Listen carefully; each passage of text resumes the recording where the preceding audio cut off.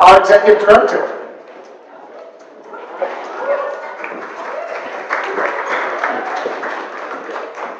Hello, everyone. Thank you so much for coming.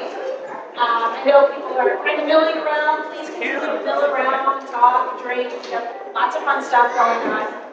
I just really quick want to say a huge thank you to all of the people who made this possible. And I first want to start out with our construction team, our architects. I think our architects are right there. Guys, stand up.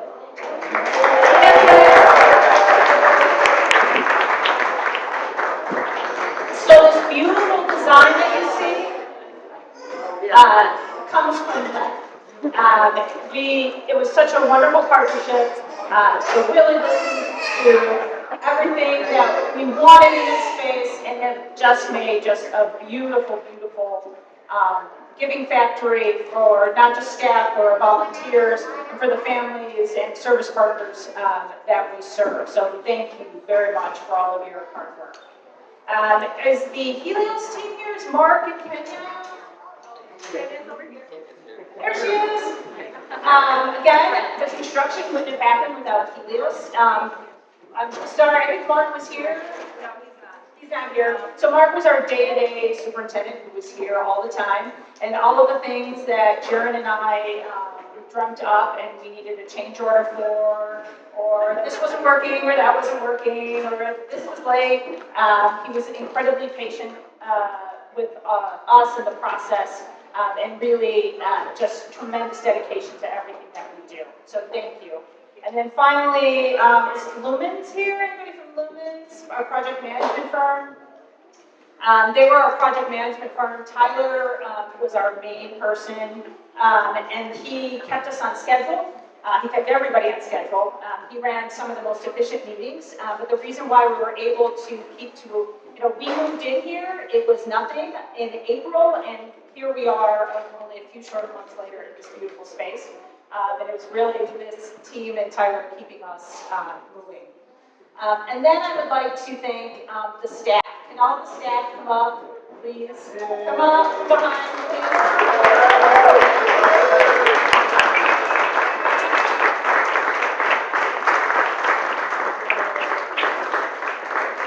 So you see this beautiful space, it wasn't always like this. And so for many, many months, the team in the loop area, you can go past and see, they worked on folding tables and chairs, and they listened to construction nonstop, and it was dusty and dirty, and they did amazing work. They built an incredible team that I was lucky to be able to come in and inherit. But they really made sure that operations kept going. We kept serving the families that needed to be served. So I want to thank each and every one of them for all of the hard work and dedication. Thank you, guys.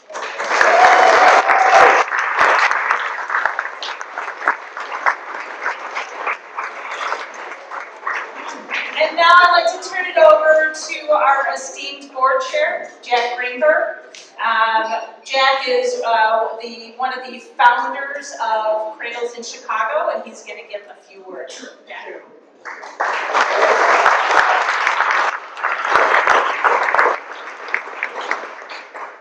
So let me add my welcome to everybody. It's great to see all of you. Dawn asked if I would spend just a couple minutes talking about how we got involved in Cradles. For many of you have heard the story at least a dozen times, so I'm going to give you the very short version so that we don't put you to sleep. But 7 or 8 years ago, our Boston-based grandchildren invited us to the Boston Cradles because it was an important part of their lives as they volunteered, ages 12 and 9 at the time, and it was very clear that this was a very special experience for them. It was such an experience that my grandson, when it was time for his bar mitzvah ceremony, decided to do his bar mitzvah party at Cradles to Crayons in Boston. Lynn was there. And it was quite an event. A lot of our friends and family were there. Everybody fell in love with Cradles. And it's to Lynn Margario's credit, with her and her team, that they created such a unique and special environment, such a welcoming environment, and such a rare opportunity to teach our children empathy by doing it by example. So it's just an extraordinary story and an extraordinary experience, and it's why so many of us have fallen in love with the Cradles to Crayons operation. I would say that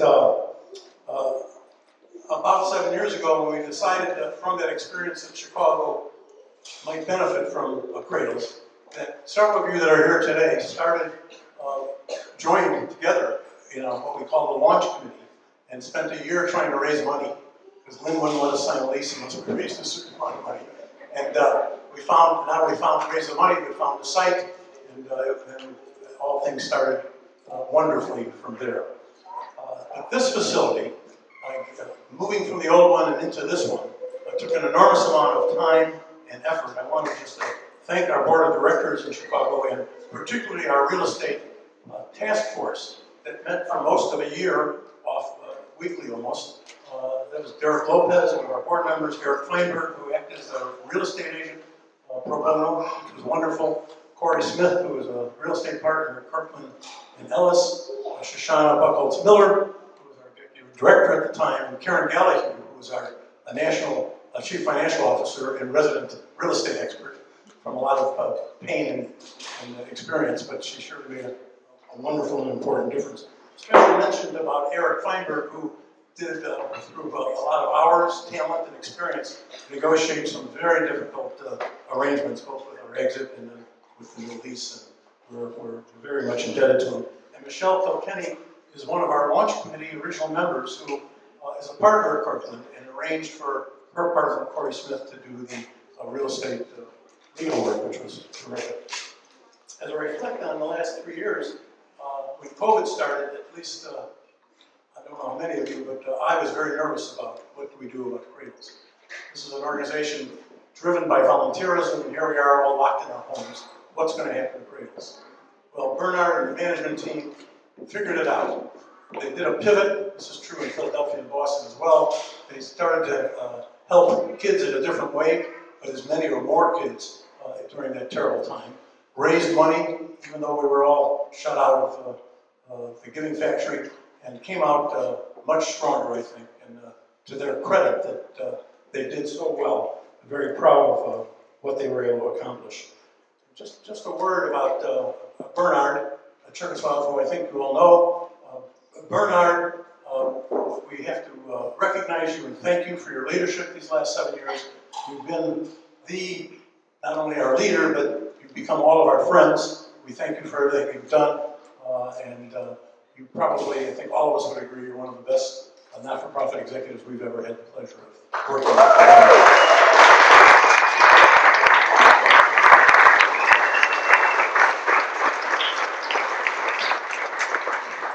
And so now, we have a brand new facility, air-conditioned, heated, my God. It's just like downtown. Wonderful. We've got a fabulous executive director, Dawn. I'm so excited. She's 4 months in. I'm sure sometimes it feels like a year, but 4 months in. And so we've got a facility, we've got a great executive director, and I think we've got an awful lot of momentum for the future. So it's a very, very exciting time. I hope that all of you, those that were there at the beginning and those who have joined on the journey in recent years, feel the pride that I do in everything that you've accomplished, and the hundreds of thousands of children that we've helped, and with the ability to continue to do all this for Chicago. So thanks for being here. Thanks for being part of the Cradles family.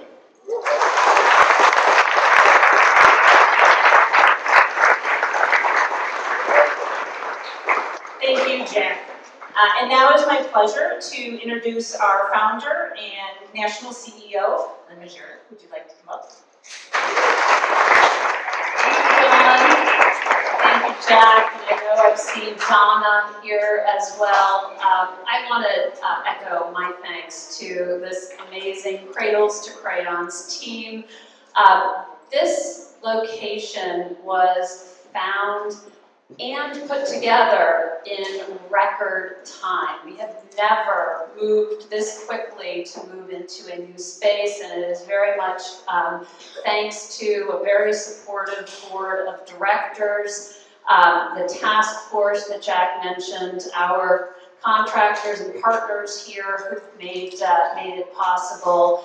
But I also want to say that this team did incredible work and just persevered through really interesting conditions that Dawn described. I visited here back in early June, and they truly were working in a din, but the kind of momentum and excitement that they had to be in this space, which will allow us to serve more children across Chicagoland. When I walked in here this morning, I was taken back 20 years when Cradles to Crayons started. Someone was mentioning to me, like, can you believe that Cradles to Crayons has been around for 20 years? And I remember that our inventory management system was essentially piles of stuff. And that was how we tracked things. We had a circa 1950 conveyor belt. All donated product had to go up this conveyor belt to this 4,000 square foot, dimly lit space with like scrawled on handwritten signage. And then it got packed up and it came back down that dimly lit space. And my office was right off the loading dock, and the loading dock door was always open. So in the winter, it was snowing inside my office. And in the summer, I was like sweating. And I walked in and just the pride and the sense of how far we have come as an organization.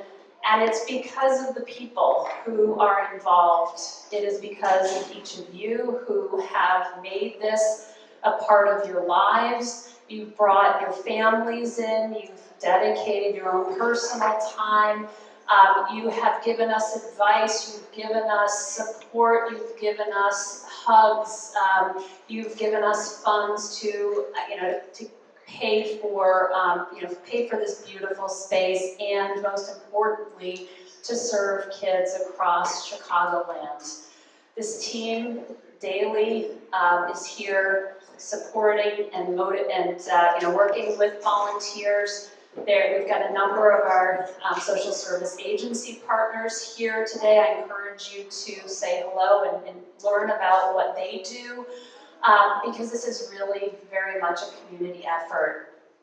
You might have been seeing the statistics just with the impact of inflation and what that's doing to families and how much families are struggling. 40% of families are really having trouble making ends meet, meeting their weekly and daily expenses, rent and food, transportation, and this is before we are going to be hit with really severe hikes in our heating bills this winter. And so you know and you appreciate the importance of the services that Cradles to Crayons provides every day, and you are the shoulders that we stand on to do this work. We are recommitting as an organization to lead the way to establish an awareness of a basic need that is getting very little attention out there right now. We are going to end clothing insecurity for 2 of every 5 kids across the United States who don't have regular access to appropriate, seasonally appropriate clothing that is seasonally appropriate, that fits them, and that gives them dignity. And we're doing that through the engine of the Giving Factory here in Philadelphia and in Boston. We are also doing that through a new digital platform that we have launched called Giving Factory Direct, which allows people who, no matter where you are, to make a donation. If you have boys size 8 clothes to donate, you can go online and we match you with a child who wears size boys 8 clothing. You get a shipping label and off it goes into the hands of the child who needs that. We are looking at ways we can incorporate that in places where we have a Giving Factory location to serve more kids and more families across greater Chicagoland, and also reach children who we would actually never have been able to dream of before this technology became available. And so I just want to say thank you from the bottom of our hearts for all that you do, for your belief in this mission, and for your empathy and your friendship, because we can't do this without you, and we can't wait to continue to work with you to realize our vision. So thank you, enjoy. I'm going to pass it back to Dawn.